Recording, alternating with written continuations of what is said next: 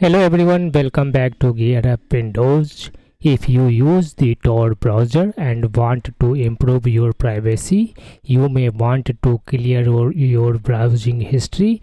Browsing history stores the websites you have visited, and clearing it can help protect your privacy and remove traces of your activity. In this video, I will show you a step by step how to clear browsing history in Tor browser on Windows 11 or Windows 10. So let's get started.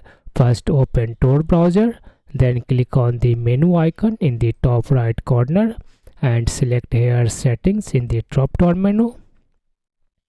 Under Tor settings, select privacy and security in the left sidebar. On the right sidebar, scroll down to the history and here click on the clear history button. Ensure browsing and download history is checked. After that, check this one option, cookies and site data. You can also check or uncheck other options according to your choice. After that, select the time range from last hour to till today. After that, click on the clear button. That's it. Tor browser will now remove your browsing history based on the selected time range. Clearing browsing history is a simple way to maintain better privacy and remove records of visited websites.